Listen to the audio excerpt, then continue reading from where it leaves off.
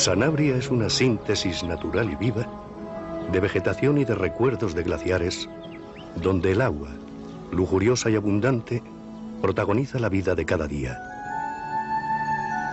En estas tierras del noroeste zamorano, León, Galicia y Portugal intercambian costumbres, paisajes y aguas. Las montañas cierran a la comarca en sí misma y los puertos acaban por superarlas en renombre. Así, la Canda y el Padornelo, que se adentran en Galicia. Por el sur se llega a Portugal por los senderos montañosos del contrabando. El este, abierto a la Carballeda. Y al norte, la infranqueable Sierra de la Cabrera Baja, que aleja a Ponferrada.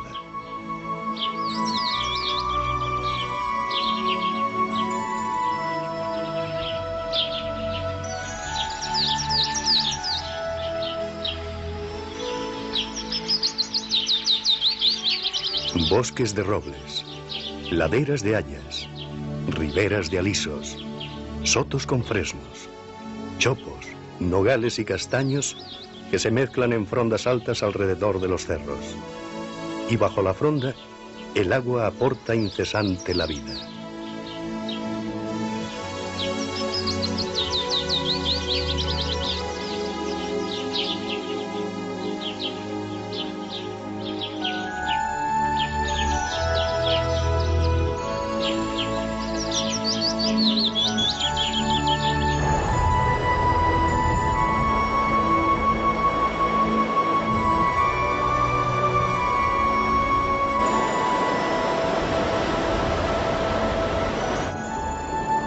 El río Tera vertebra la comarca, recoge corrientes menores y las va remansando más al sur, en los espejos pulidos de los embalses.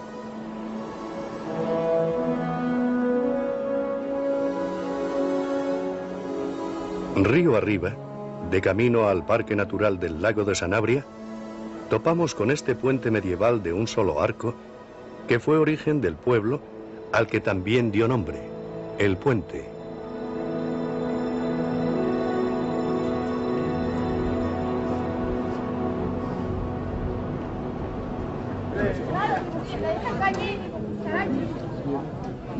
Junto a él se desarrolló un mercado que aún continúa cada lunes.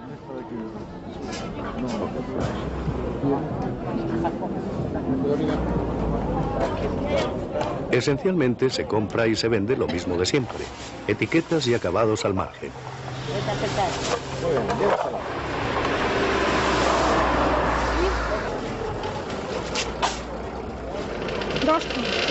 $2.50. Bien. Esta es muy buena, ¿eh? ¿Quería una buena bolsa?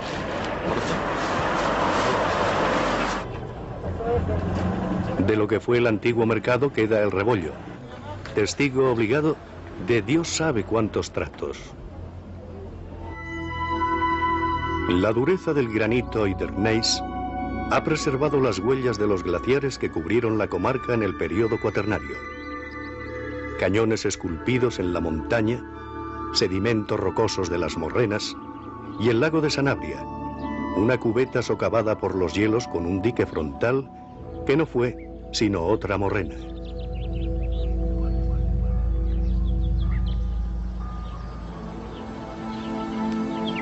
Una leyenda que desde siempre circula por aquí dice que el lugar que ocupa el lago lo ocupó antes un pueblo en el que Jesucristo mendigó una noche y no halló caridad, por lo que indignado desencadenó un enorme turbión y todo el pueblo quedó cubierto por las aguas, excepto un pequeño islote sobre el que quedaron la casa y las únicas personas que lo socorrieron. Y dicen también que en la noche de San Juan se oyen las campanas de la iglesia del pueblo sumergido. Y si el decir popular creó en su leyenda el lago, a sus orillas el buen don Miguel de Unamuno perpetuó lago y leyenda en las páginas profundas y dolientes de su San Manuel Bueno, mártir. Este espejo de soledades, que dijera el maestro, refleja con infinita fidelidad los cielos que a él se asoman.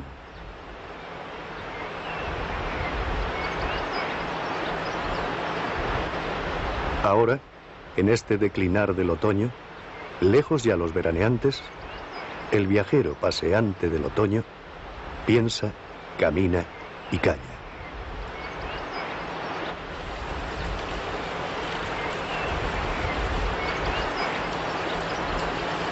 El agua que dio vida al balneario de Las Bouzas sigue brotando de la roca y va en corto recorrido al lago, impregnando el aire de azufre.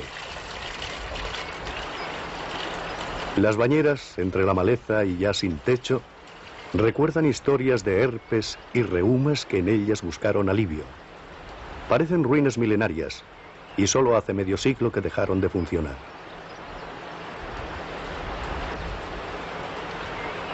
El monasterio de San Martín de Castañeda, casi tan cerca de las cumbres como de las aguas del lago, da la sensación de estar ahí desde siempre, antes que el agua y la luz, y parece que éstas se hicieran para ambientar la armonía románica de sus tres ábsides sobre el valle.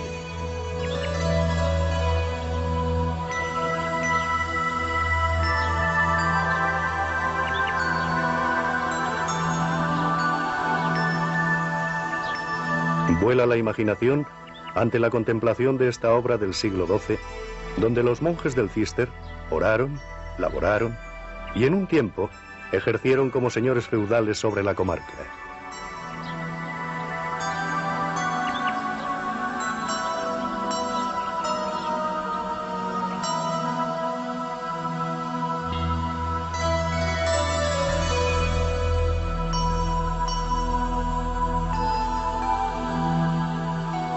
En el interior de la iglesia, bajo las bóvedas románicas, destacan la gracia de este San Martín mutilado, que ofrece la mitad de su capa a un pobre, y un viejo púlpito tallado en piedra que evoca sermones lejanos.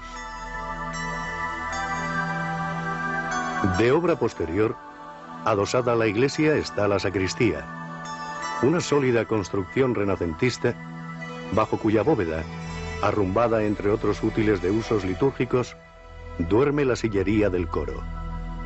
Parece que sueñan un retorno al quehacer para el que fueron hechos.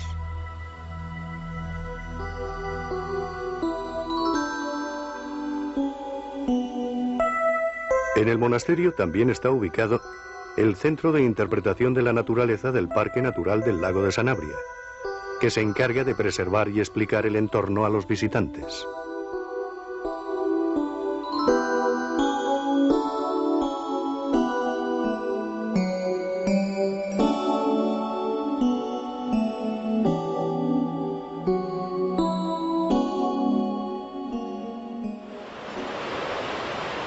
Abundantes y estoicos, los molinos de siempre. Muchos, arruinados y ociosos, sufren junto a los cauces la desidia de los olvidados.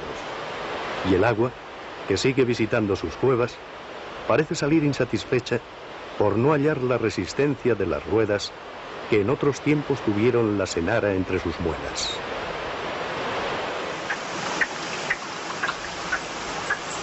Otros, más afortunados, han sido reconstruidos para perpetuar ante los visitantes el viejo oficio de la molienda. Solo funcionan para exhibición.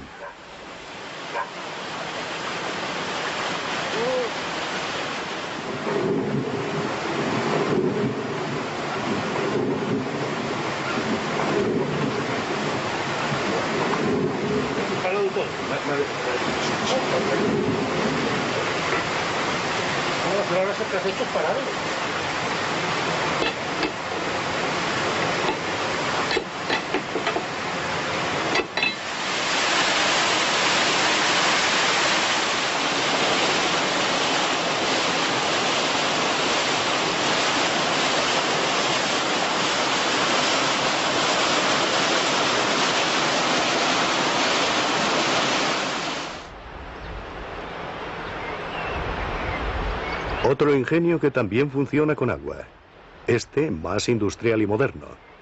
El Salto de Moncabril utiliza las aguas de las lagunas del altiplano, casi 600 metros más arriba, para mover sus turbinas.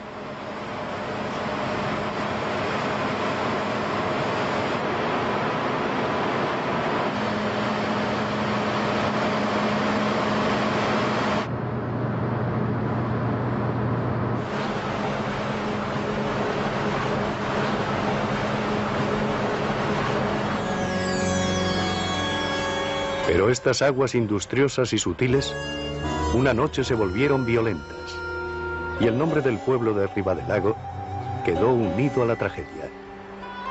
La rotura de una presa arrasó el pueblo. Solo quedaron en pie algunas casas.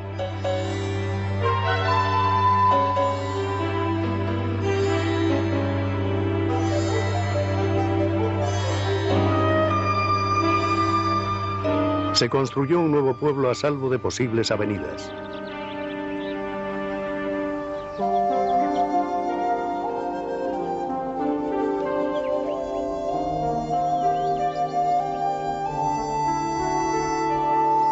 Con esta singular piedad, recuerdan los anabreses la catástrofe de una noche de invierno de 1959.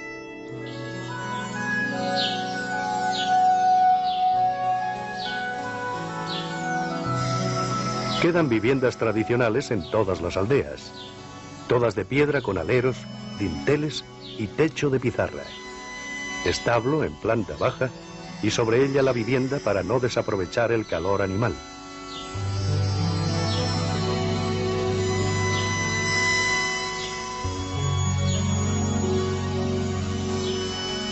Las manzanas, tardías por necesidad, son preludio de una Navidad desnuda. Antes eran consumidas en la comarca, ahora van a Asturias, desde donde puede que vuelvan convertidas en sidra.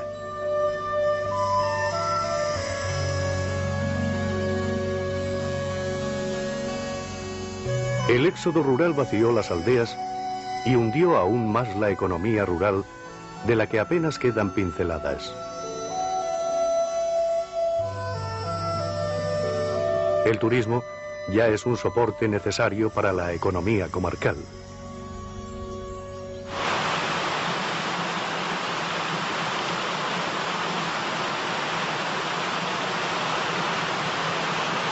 Dicen que estas aguas dan las mejores truchas. Incluso las de piscifactoría alardean de origen.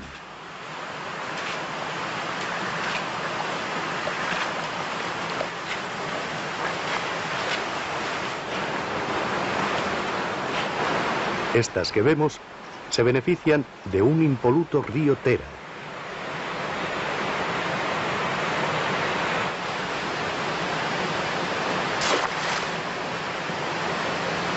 Como el hambre azuza, y además es hora, el viajero, que de humano tiene mucho, hace lo propio.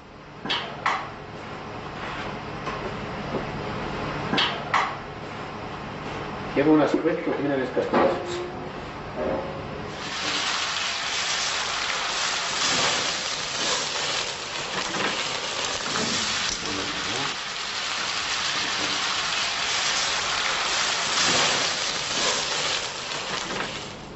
Y aquí están otra vez las truchas, que con los sabones y las carnes son la flor de la cocina sanabresa.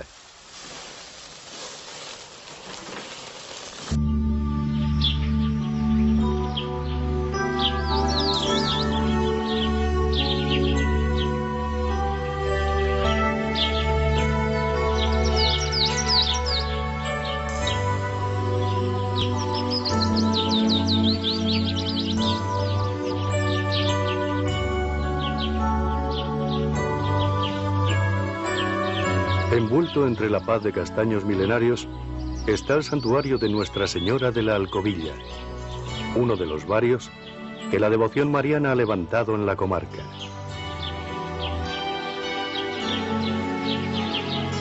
Estos castaños de la Alcobilla tienen el tiempo dormido entre sus ramas. Impresiona lo majestuoso de su porte y la suntuosidad con que sus hojas van vistiendo el suelo.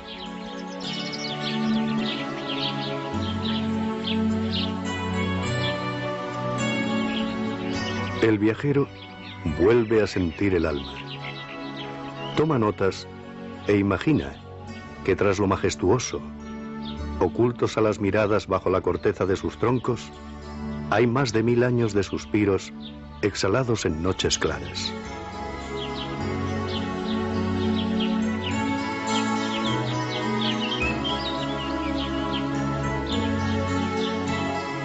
Vista desde la carretera, Puebla de Sanabria es una mole fortificada que se asoma a un precipicio.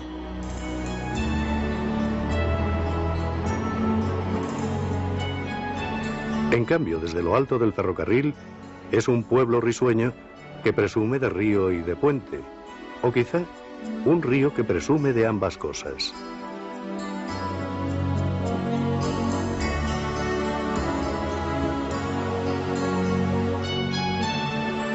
La Puebla, como por aquí se dice, es el centro comercial y capital de la comarca. Aquí concurren todos los servicios.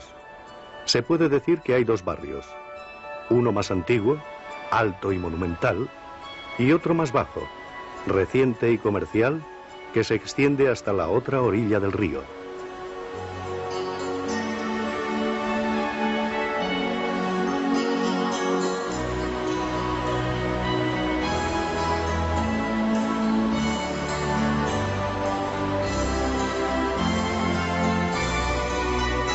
Dicen los eruditos que el pueblo está asentado sobre un antiguo castro celta, pero no hay noticias escritas de su existencia hasta que en el siglo VI aparece con el nombre de Senabia. En el siglo XIII, Alfonso IX le concedió fuero y la villa tuvo mercado y otros privilegios que debieron durarle poco, pues no mucho después fue, como antes lo había sido, villa feudal que pasó por las manos de varias familias nobles. Desde el nacimiento del Reino de Portugal, la historia de Puebla de Sanabria es la historia de una ciudad fronteriza.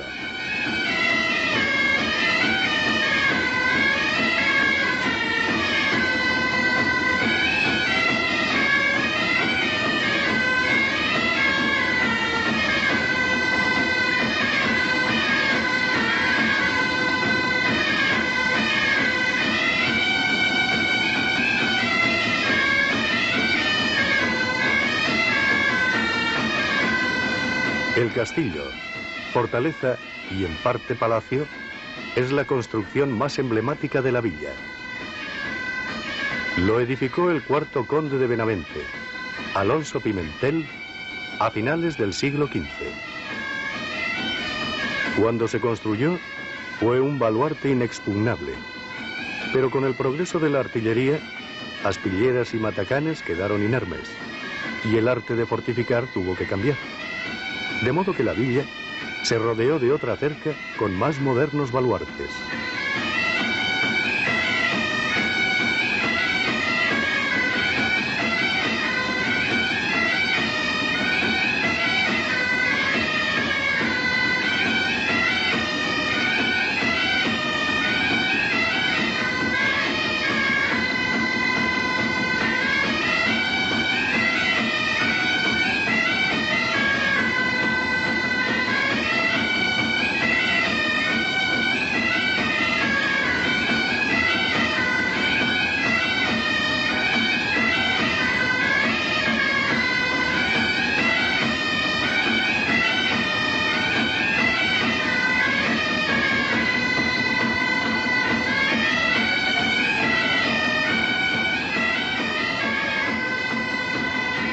El castillo quedó relegado a la intendencia y tuvo después los más diversos usos.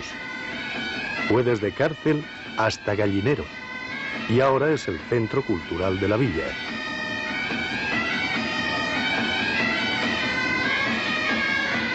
En la Plaza Mayor se encuentra el ayuntamiento, con sus dos torres macizas, edificio de 2 plantas porticadas, construido en época de los Reyes Católicos.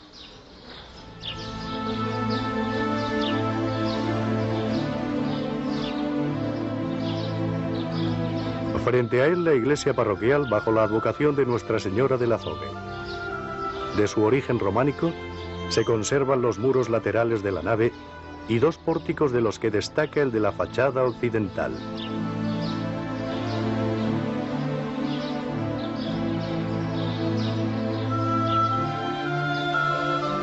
En los capiteles, vegetación y el tema bíblico de Adán y Eva.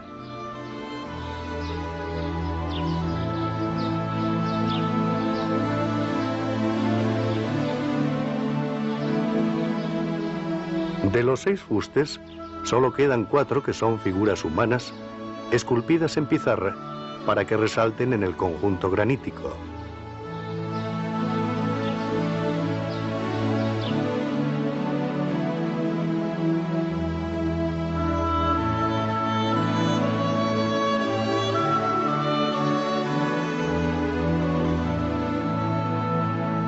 En el interior, además de un viejo órgano enmudecido, hay una pila bautismal románica. Próxima a ella se encuentra Nuestra Señora de las Victorias, que preside las fiestas más sonadas de la villa allá por el mes de septiembre.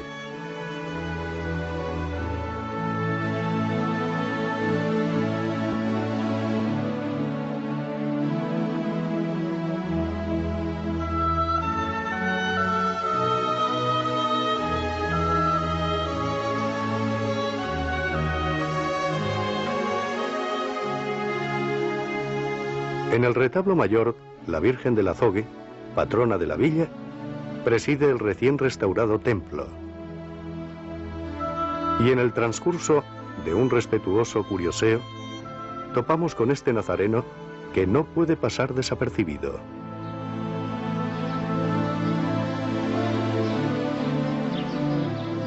También en la Plaza Mayor está la ermita de San Cayetano, construcción barroca en la actualidad cerrada.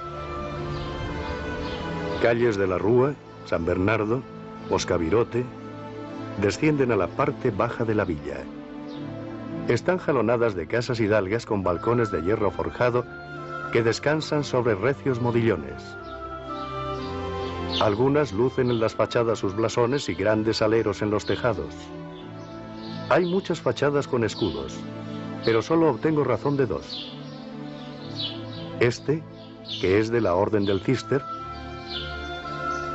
y este otro, en el que las vieiras denotan presencia jacobea.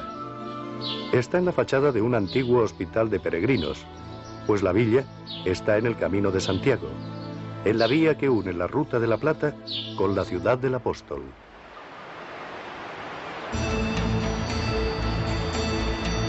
De los baluartes de la cerca defensiva destaca el conocido como La Garita, o plataforma de los portugueses, construida por estos en una de las ocupaciones que sufrió la villa. Ahora es terraza de bar y mirador de lujo.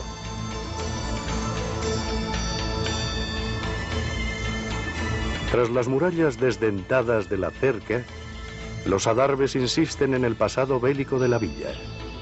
Y es que por aquí pasaron muchas guerras. Pasaron todas las habidas en España desde la toma de Granada hasta la última guerra carlista.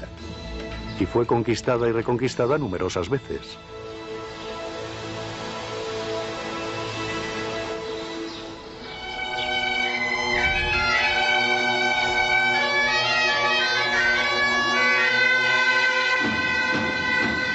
Hoy tenemos la suerte de asistir a una actuación de los Gigantes y Cabezudos y del grupo local de gaiteros.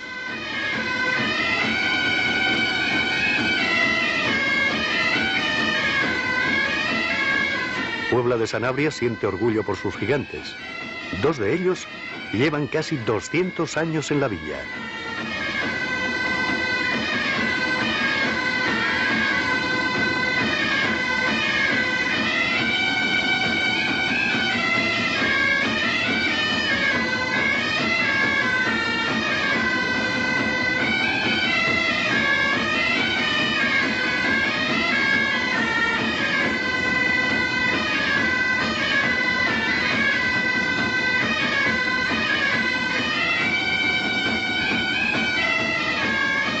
Esta fiesta callejera es un ensayo con vistas a las fiestas locales y el último acto de nuestra visita.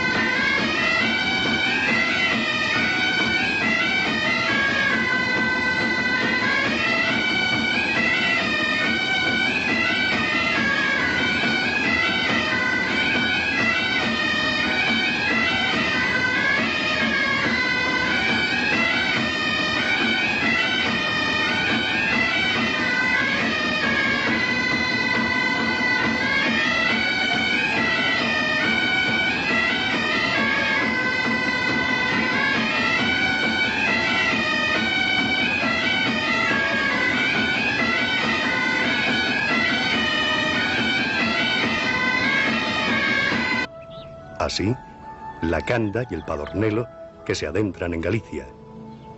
Por el sur se llega a Portugal por los senderos montañosos del contrabando. El este, abierto a la Carballeda. Y al norte, la infranqueable Sierra de la Cabrera Baja, que aleja a Ponferrada.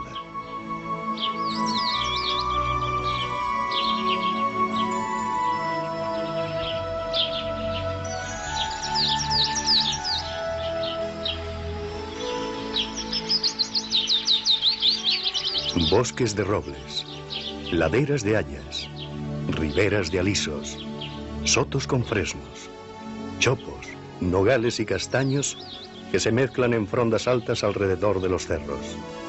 Y bajo la fronda, el agua aporta incesante la vida.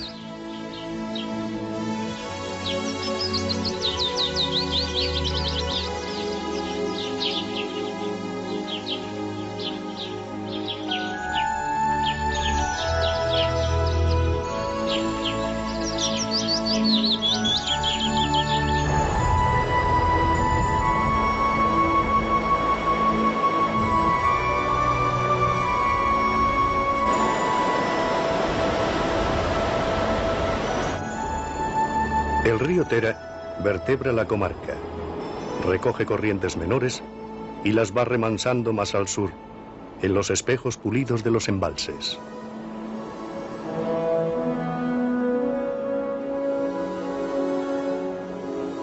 Río arriba, de camino al Parque Natural del Lago de Sanabria, topamos con este puente medieval de un solo arco, que fue origen del pueblo al que también dio nombre, El Puente.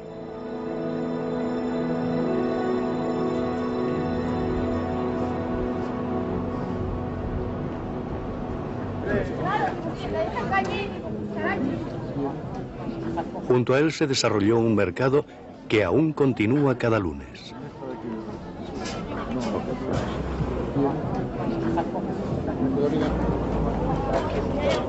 Esencialmente se compra y se vende lo mismo de siempre, etiquetas y acabados al margen.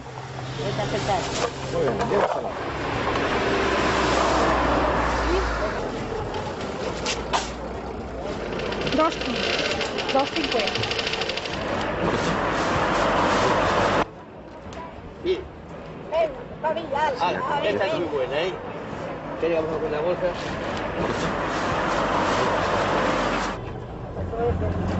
De lo que fue el antiguo mercado queda el rebollo, testigo obligado de Dios sabe cuántos tratos. La dureza. Junto a él se desarrolló un mercado que aún continúa cada lunes.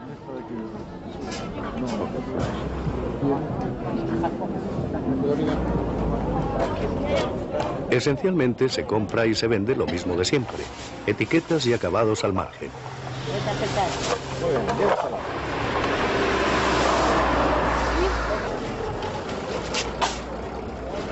$2.50. Bien. Esta es muy buena, ¿eh? ¿Quieres una buena bolsa?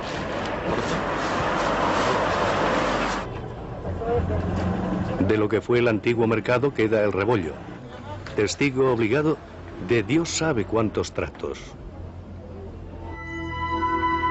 La dureza del granito y del gneiss ha preservado las huellas de los glaciares que cubrieron la comarca en el período cuaternario. Cañones esculpidos en la montaña, sedimentos rocosos de las morrenas y el lago de Sanabria, una cubeta socavada por los hielos con un dique frontal que no fue sino otra morrena.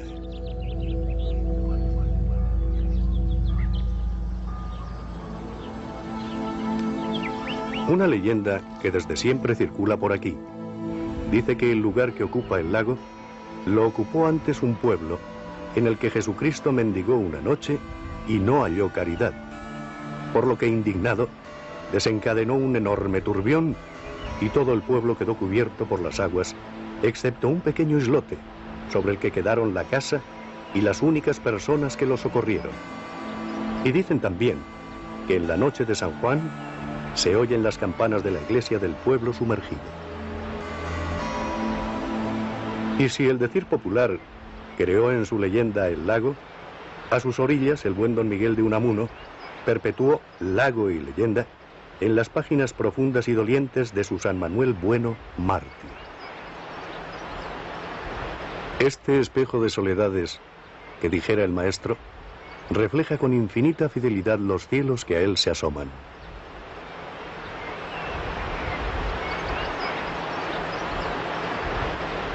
Ahora, en este declinar del otoño, lejos ya los veraneantes, el viajero paseante del otoño piensa, camina y calla.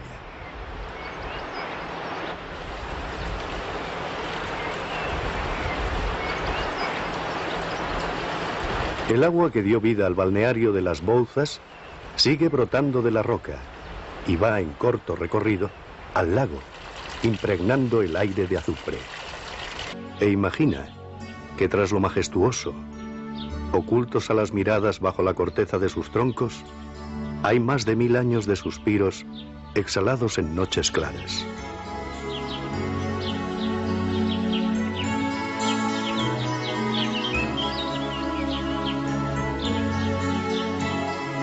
Vista desde la carretera, Puebla de Sanabria es una mole fortificada que se asoma a un precipicio.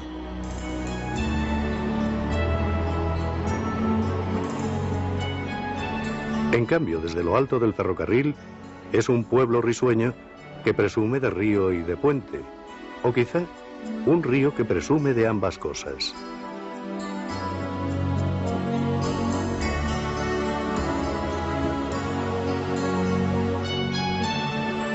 La Puebla, como por aquí se dice, es el centro comercial y capital de la comarca.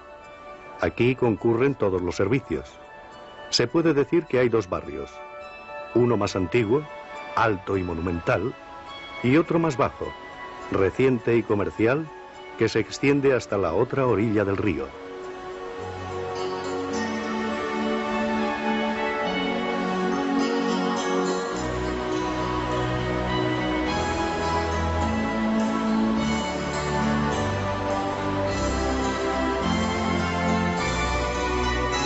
Dicen los eruditos que el pueblo está asentado sobre un antiguo castro celta, pero no hay noticias escritas de su existencia hasta que en el siglo VI aparece con el nombre de Senabia. En el siglo XIII, Alfonso IX le concedió fuero y la villa tuvo mercado y otros privilegios que debieron durarle poco, pues no mucho después fue, como antes lo había sido, villa feudal que pasó por las manos de varias familias nobles. Desde el nacimiento del Reino de Portugal, la historia de Puebla de Sanabria es la historia de una ciudad fronteriza.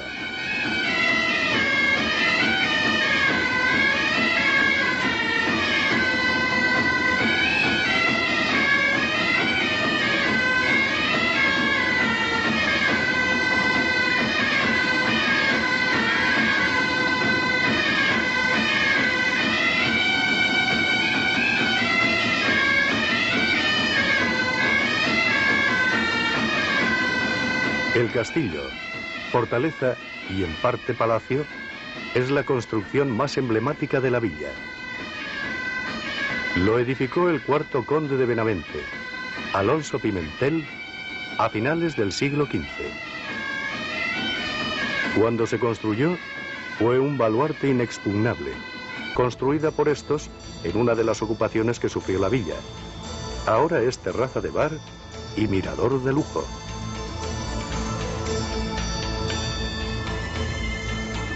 Tras las murallas desdentadas de la cerca, los adarves insisten en el pasado bélico de la villa. Y es que por aquí pasaron muchas guerras. Pasaron todas las habidas en España desde la toma de Granada hasta la última guerra carlista. Y fue conquistada y reconquistada numerosas veces.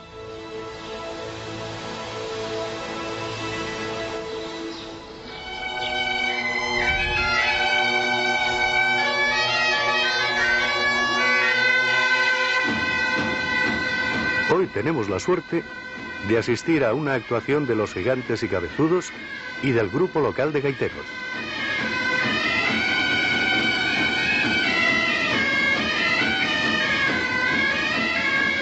Puebla de Sanabria siente orgullo por sus gigantes. 2 de ellos llevan casi 200 años en la villa.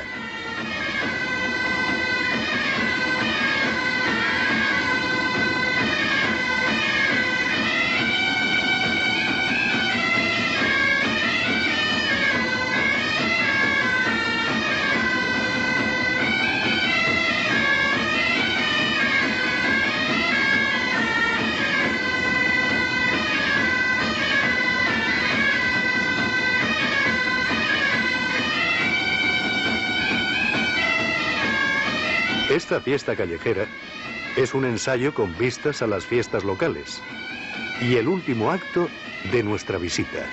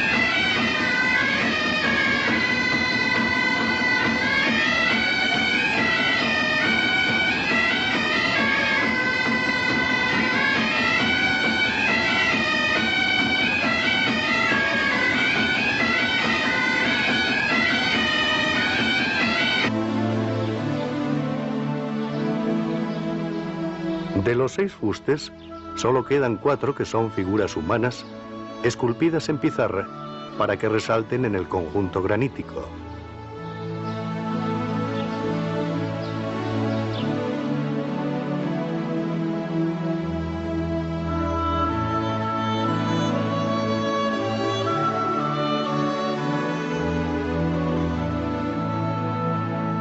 En el interior, además de un viejo órgano enmudecido, hay una pila bautismal románica.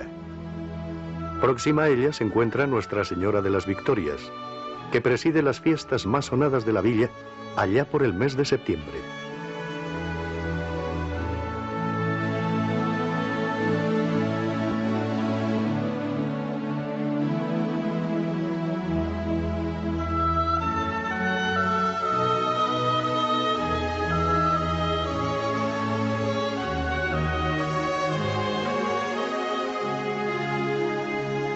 En el retablo mayor, la Virgen del Azogue, patrona de la villa, preside el recién restaurado templo. Y en el transcurso de un respetuoso curioseo, topamos con este nazareno que no puede pasar desapercibido.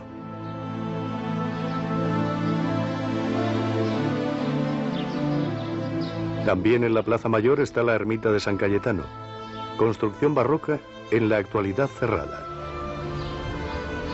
Calles de la Rúa, San Bernardo, Moscavirote, descienden a la parte baja de la villa. Están jalonadas de casas hidalgas con balcones de hierro forjado que descansan sobre recios modillones. Algunas lucen en las fachadas sus blasones y grandes aleros en los tejados. Hay muchas fachadas con escudos, pero solo obtengo razón de 2. Este, que es de la Orden del Císter, y este otro, en el que las vieiras denotan presencia jacobea.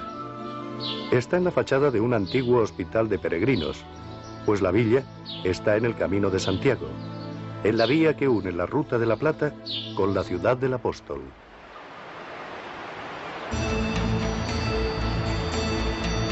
De los baluartes de la cerca defensiva destaca el conocido como La Garita, o plataforma de los portugueses, construida por estos en una de las ocupaciones que sufrió la villa. Ahora es terraza de bar y mirador de lujo.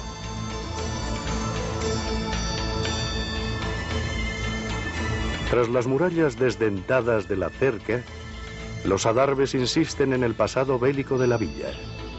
Y es que por aquí,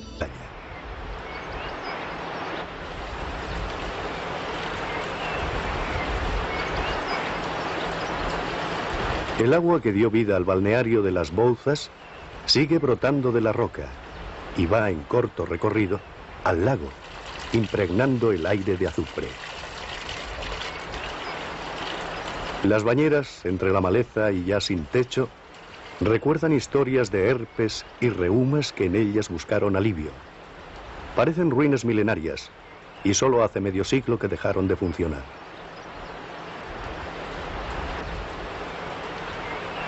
El monasterio de San Martín de Castañeda, casi tan cerca de las cumbres como de las aguas del lago, da la sensación de estar ahí desde siempre, antes que el agua y la luz, y parece que éstas se hicieran para ambientar la armonía románica de sus tres ábsides sobre el valle.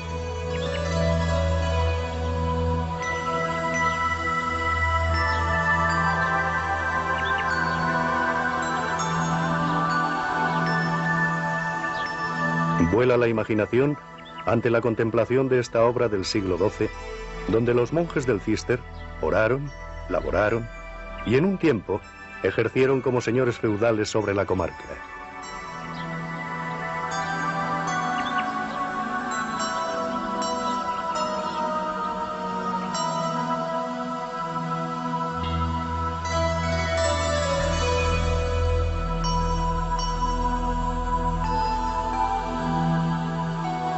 En el interior de la iglesia, bajo las bóvedas románicas, destacan la gracia de este San Martín mutilado, que ofrece la mitad de su capa a un pobre, y un viejo púlpito tallado en piedra que evoca sermones lejanos.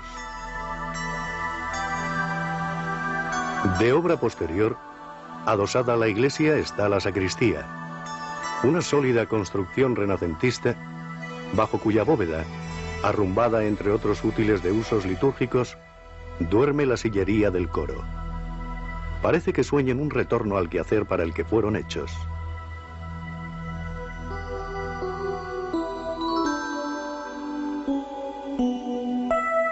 En el monasterio también está ubicado el Centro de Interpretación de la Naturaleza del Parque Natural del Lago de Sanabria, que se encarga de preservar y explicar el entorno a los visitantes.